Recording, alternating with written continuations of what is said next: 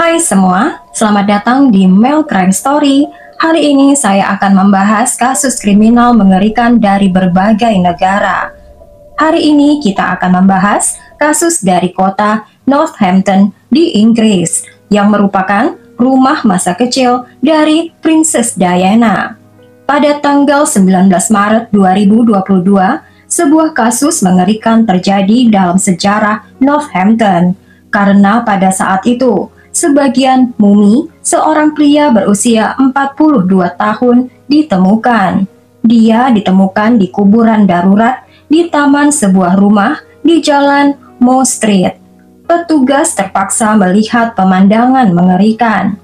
Pemeriksaan postmortem pada jasad pria tersebut menetapkan penyebab kematiannya adalah luka tajam di sisi kanan lehernya dengan lebar masuk 3,7 cm dan kedalaman 6 cm. Hal ini dilakukan dengan kekuatan yang cukup besar. Kemungkinan besar korban menjadi korban pembunuhan mengerikan. Setelah penyelidikan, jasad itu dipastikan milik seorang laki-laki lokal bernama Nicholas Billingham. Nicholas tidak terlihat sejak bulan November 2021. 4 bulan sejak dia menghilang. Tentu saja keluarga dan teman Nicholas sangat terpukul dengan berita ini. Hanya terhibur oleh kenyataan kalau Nicholas sudah ditemukan.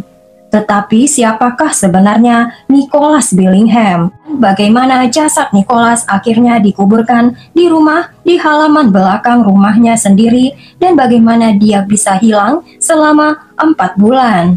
Sekarang mari kita cari tahu siapa Nicholas Billingham. Nicholas lahir pada tahun 1979. Nicholas adalah anak pertama dari Fionn Valentine. Sayangnya, tidak banyak yang tahu tentang masa kecil Nick. Namun ibunya mengatakan, Nick adalah anak yang penyayang dengan senyum yang nakal. Nick adalah orang yang dicintai teman-teman dan keluarganya hingga masa remajanya. Nick kemudian bekerja sebagai pekerja bangunan di Northampton, di mana Nick bertemu dengan ibu dari anaknya, yaitu Andrea Pardon. Hubungan mereka yang putus sambung dan tanpa menikah menyebabkan kelahiran putra mereka tahun 2019. Andrea menggambarkan Nick sebagai seseorang seperti anak kecil, tapi bukan orang yang jahat. Nick adalah tipe laki-laki yang membuat semua orang bahagia. Selain itu, Nick telah menjalin hubungan selama 17 tahun terakhir dengan seorang wanita bernama Fiona Beale. Dan wanita ini sangat penting bagi kasus kita hari ini. Jadi, beri perhatian di sini ya. Pada saat kematian Nick dan penemuan jasadnya, Fiona berusia 49 tahun. Dia adalah guru sekolah dasar yang sangat terhormat. Fiona bekerja di Akademi Eastfield Northampton, sebuah sekolah dasar yang menyediakan pendidikan bagi siswa antara usia 2 dan 11 tahun. Fiona sangat dikenal oleh siswa dan keluarga siswa. Fiona dipercaya untuk menjaga anak-anak mereka dan digambarkan sebagai wanita yang baik hati dan perhatian. Claire Mills, yang merupakan kepala sekolah, bertemu Fiona pada tahun 2014 ketika mereka mulai bekerja bersama di King's Health Academy. Claire menggambarkan Fiona sebagai seorang guru dan sangat cakap, dan Fiona termasuk salah satu guru terbaik di bidangnya. Kekuatan Fiona sebagai guru adalah membangun hubungan dengan anak-anak yang membutuhkan dukungan dan waktu. Sebagai tambahan, Fiona adalah tipe orang yang penyayang dan sabar. Fiona sangat mencintai pekerjaannya, seperti yang terlihat dalam video ini. Fiona menari di depan murid-muridnya. Sehingga ketika Fiona tidak masuk kerja pada tanggal 1 November 2021, ketidakhadirannya menjadi sangat diperhatikan. Ketidakhadiran Fiona diperpanjang lebih dari 10 hari setelahnya.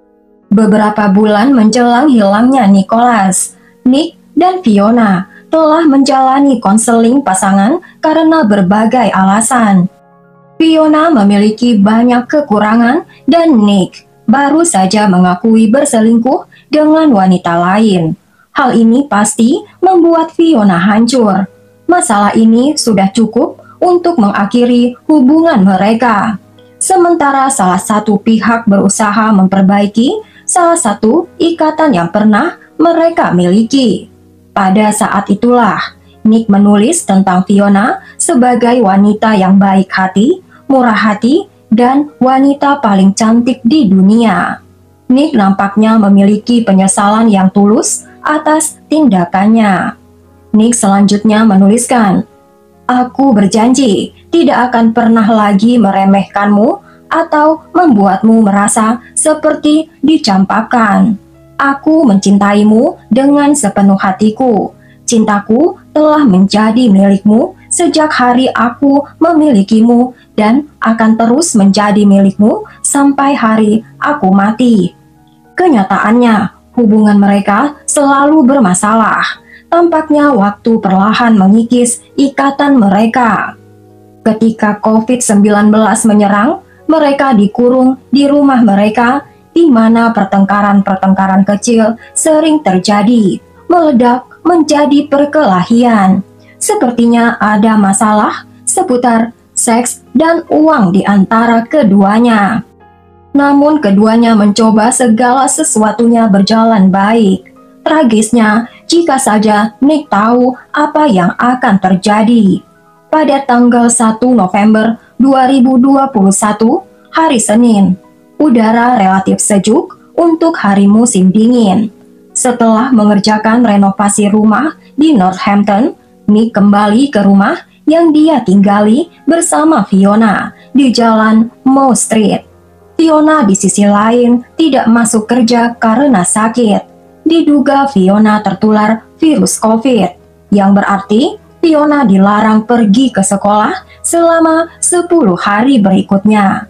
Malah Fiona menghabiskan sebagian besar waktunya di rumah dengan merokok sejumlah besar rokok yang mengandung zat terlarang. Dan untuk malam harinya, Fiona punya rencana besar di pikirannya. Setelah Nick pulang ke rumahnya, Fiona membujuk Nick ke kamar mandi. Fiona telah menyiapkan mandi air panas untuk Nick dengan janji melakukan hubungan antara mereka setelah Nick membersihkan dirinya dan sedikit bersantai. Sayangnya Nick tidak tahu bahwa motifnya jauh dari cinta, yang terselubung tipu daya dan kegelapan. Fiona menyelipkan sajam di gaun riasnya. Dan ketika Nick berada di bak mandi, Fiona meletakkan sajam itu di laci di sebelah tempat tidur mereka, bersama dengan tempat sampah dan selusin pengikat. Fiona berbaring di kasur menunggu Nick selesai mandi. Setelah Nick masuk ke kamar tidur, Fiona kemudian meyakinkan Nick untuk memakai masker mata.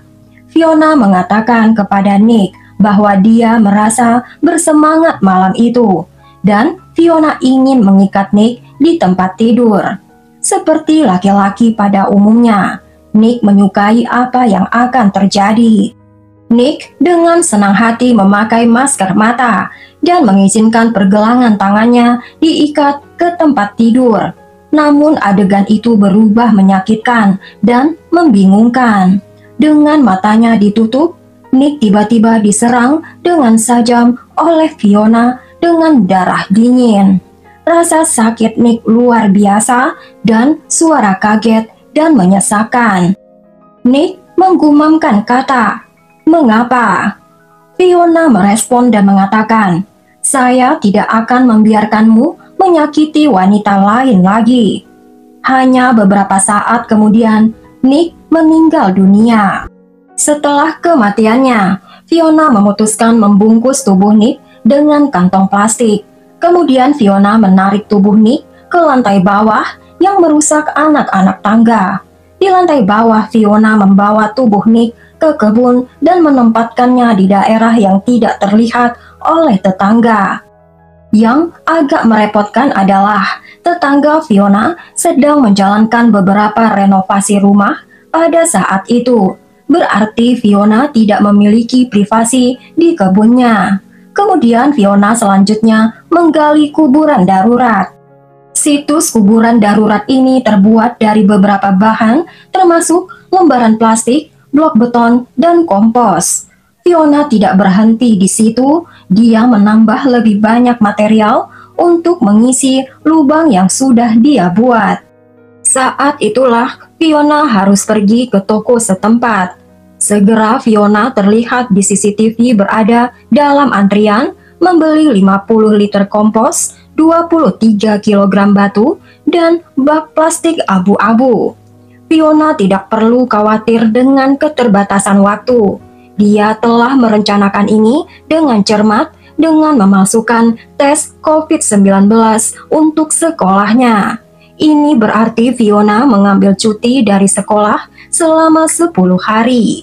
Setelah mengubur tubuh Nick, Fiona mengecat cipratan darah Nick yang tertinggal di seluruh kamar tidur.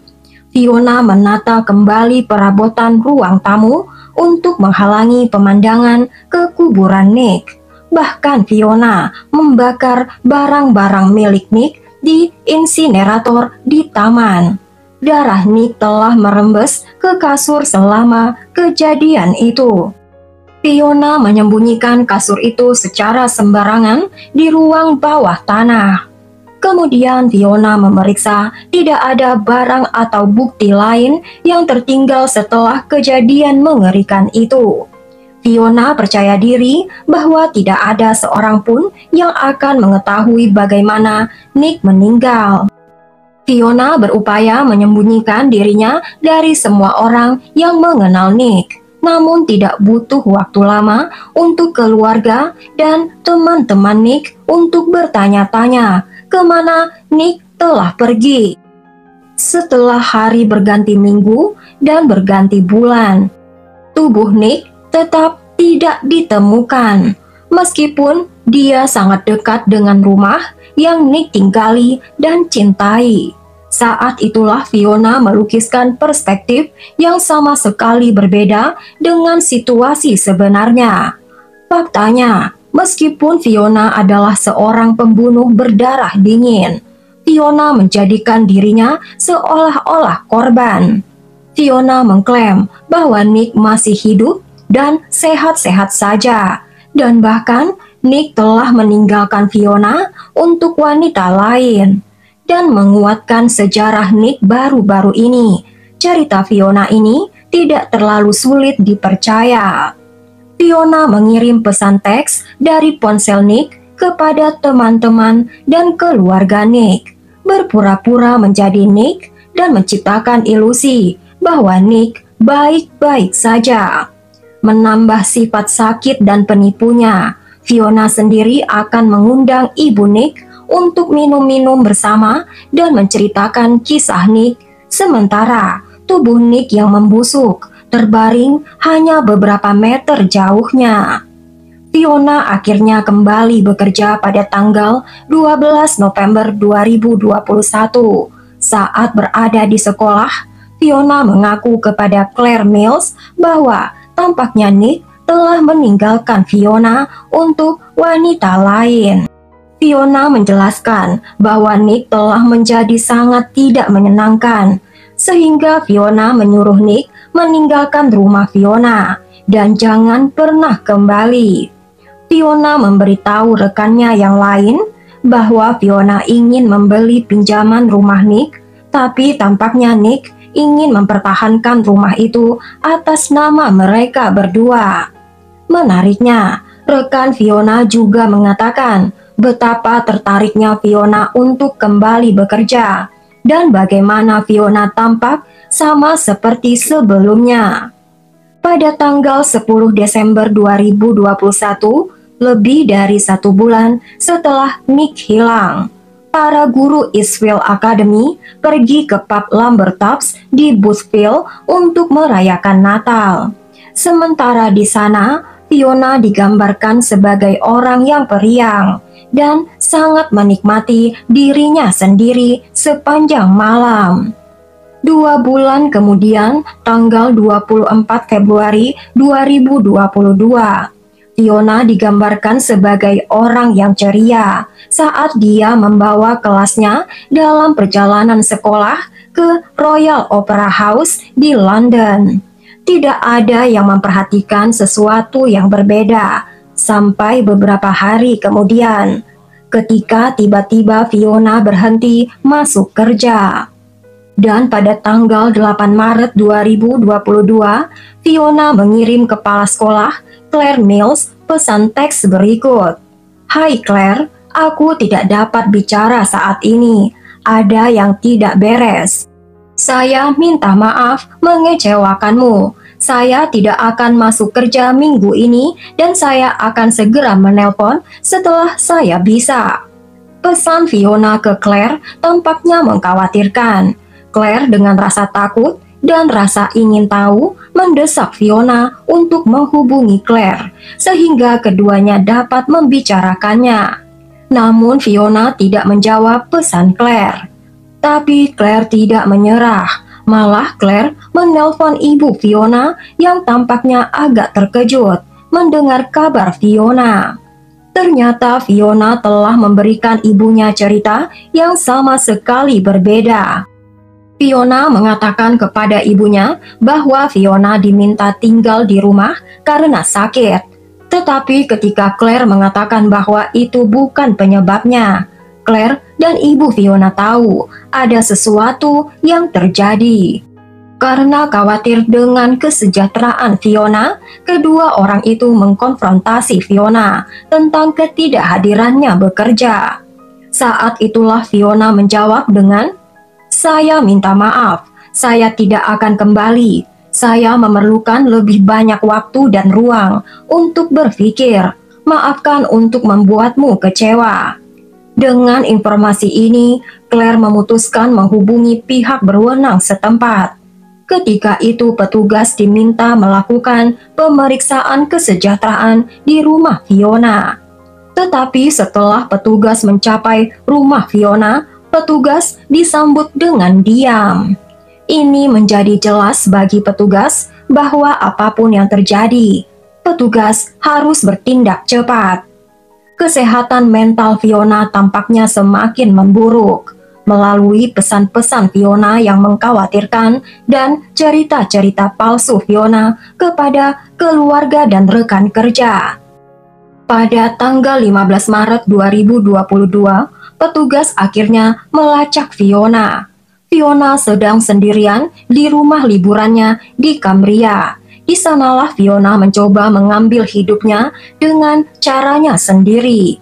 Namun setelah Fiona gagal meninggalkan dunia ini, dia malah diangkut ke rumah sakit lokal, di mana Fiona segera mendapat perawatan medis. Dari sinilah cerita kita berubah menjadi agak aneh, karena setelah polisi melakukan penggeledahan di kabin liburan Fiona, tempat Fiona melakukan bundir itu, detektif menemukan buku jurnal yang sangat mengkhawatirkan. Dalam buku jurnal itu, Fiona mengungkapkan rahasia terdalam dan tergelapnya. Tidak hanya Fiona mengakui kejahatannya, tetapi Fiona juga mengungkapkan alter ego gelapnya yang aneh. Juga dia sebutkan sebagai Tulip 22. Dalam jurnal itu, Fiona mengatakan, "Aku harus mengaku, oke, ini dia. Nick meludahi aku dan mengancamku saat berhubungan. Hal-hal yang Nick katakan dan lakukan memicu sisi gelapku. Aku menyebut wanita itu Tulip 22. Dia ceroboh, tak kenal takut, dan efisien, kejam. Aku mulai merencanakan sebagai Tulip 22 setelah Nick pergi tidur. Aku tidak bisa lagi tidur di tempat tidurku karena nafasku terlalu keras, atau aku terlalu banyak bergerak, atau mendengkur, atau lain-lain. Aku akan turun ke lantai bawah setelah aku berhubungan dengan Nick, atau ketika aku sedang tidak sehat. Aku jadi terbiasa tidur di lantai bawah dan menunggu Nick pergi tidur. Lalu aku mabuk dan mengeluarkan tulip 22. Aku tahu aku tidak bisa membiarkan Nick lolos begitu saja. Halloween menyegelnya. Nick keji. Aku duduk di lantai dapur dan menangis ketika aku menyaksikan pelecehan yang saya biarkan terjadi. Saya membiarkan begitu banyak hal buruk terjadi. Malam itu, aku merencanakannya. Peraturan COVID memerintahkan saya jaminan masa isolasi 10 hari dari gejala positif. Saya menelpon Claire pada hari Senin dan saya mengatakan saya dan Nick telah dites positif dan memiliki gejala. Nick pergi bekerja, Tulip 22 merokok, dan membuat rencana. Saya merencanakan secara mental berkali-kali sebelumnya. Pada tanggal 1 November 2021, saya merokok sepanjang hari. Saya mandi, saya meninggalkan air di dalamnya. Nick mendorong untuk melakukan hubungan. Saya menyuruhnya mandi dengan imbalan berhubungan setelah itu. Apa yang Fiona lakukan selanjutnya? Seperti yang sudah saya ceritakan sebelumnya, guys. Jurnal ini sangat mengkhawatirkan polisi dan mendorong detektif melakukan penyelidikan yang lebih ekstensif di rumah Fiona dan Nick. Faktanya, Nick tidak terlihat dalam beberapa bulan, dan sekarang karena pengakuan kelam Fiona, polisi meminta surat perintah penggeledahan rumah Fiona. Setelah tiba di sana, petugas melihat perabotan yang ditempatkan secara aneh menghalangi pintu taman belakang. Setelah petugas berjalan ke dalam taman, mereka memperhatikan bebatuan dan tanah yang ditempatkan secara tidak biasa. Petugas memutuskan memeriksa apa yang ada di bawahnya. Bersama tim forensik, petugas dengan hati-hati mengangkat batu dan tanah. Dan dengan tragis, di sanalah mereka menemukan sebagian tubuh Nick yang sudah menjadi mumi. Setelah Nick ditemukan, sekarang semua mata tertuju kepada Fiona. Di rumah sakit, Fiona beristirahat. Segera setelah Fiona dianggap sehat untuk dipulangkan. Persidangan Fiona dimulai bulan Maret 2023 di pengadilan Northampton. Fiona awalnya mengaku bersalah atas pelanggaran yang kurang serius, pembunuhan berencana, dengan alasan kehilangan kendali. Namun Fiona menyangkal tuduhan yang lebih berat, yaitu pembunuhan Nick Billingham. Persidangan Fiona sangat panjang dan penuh dengan masalah birokrasi. Setelah 64 hari, persidangan Fiona dibatalkan ketika diketahui bahwa saksi kunci pembela adalah petugas tahanan pengadilan yang telah melakukan pemeriksaan kesejahteraan terhadap Fiona ketika berada di penjara. Akibatnya hakim meminta agar persidangan baru diadakan pada tanggal berbeda dan juri yang berbeda. Pada sidang kedua, sekali lagi Fiona menyangkal membunuh Nick. Alih-alih mengklaim itu adalah pembunuhan berencana. Namun setelah mengetahui bukti yang diajukan terhadap Fiona terlalu sulit untuk diatasi, akhirnya Fiona mengaku bersalah atas pembunuhan Nick. Pada tanggal 24 April 2024, Fiona dijatuhkan hukuman seumur hidup. Setelah mendengar hukumannya, Fiona menunduk dan malu. Perwakilan Fiona menyatakan bagaimana Fiona menderita amnesia traumatis setelah kejadian tersebut, dan Fiona juga menyatakan penyesalan dalam catatan jurnalnya. Namun Fiona mencoba membuat dirinya sebagai korban yang dicabik-cabik oleh pria yang konon menghancurkannya. Di pengadilan, Fiona membacakan hal berikut. "Saya sangat minta maaf. Saya minta maaf, saya tidak pergi. Saya minta maaf, saya membiarkan Nick mengoyak harga diri saya. Saya minta maaf, membiarkan Nick mengendalikan saya. Saya minta maaf, membawanya kembali. Saya minta maaf, saya lemah. Aku minta maaf atas apa yang aku lakukan. Perlu dicatat di sini bahwa Fiona hanya mengklaim perilaku Nick, tapi tidak ada bukti nyata dari tuduhan Fiona. Tidak ada saksi yang mendukung klaim Fiona, dan Fiona tidak pernah melaporkan perilaku Nick kepada polisi sebelum kematian Nick. Sepertinya Fiona menolak untuk mengambil tanggung jawab penuh atas tindakannya itu, untuk menjaga reputasinya di depan keluarga dan rekan kerjanya. Jelas di balik cerita Fiona yang pemalu, dia sebenarnya serigala berbulu domba. Fiona dihukum hukuman seumur hidup dengan jangka waktu minimal 20 tahun penjara sebelum Fiona memenuhi syarat mengajukan pembebasan bersyarat. Sampai di sini dulu guys kasus ini. Hubungan yang sudah tidak cocok sebaiknya berpisah saja sebelum berakhir mengerikan seperti kasus ini. Walaupun Fiona mengaku sebagai Tulip 22. Sepertinya itu hanya cerita Fiona untuk meringankan hukumannya. Sampai di sini dulu guys ceritanya. Tulis komentar kalian di kolom komentar ya. Jaga hati, pikiran, dan emosi kita untuk selalu positif dan selalu menjadi orang baik ya guys. Berikan juga subscribe, like, dan tekan juga loncengnya untuk cerita yang lain.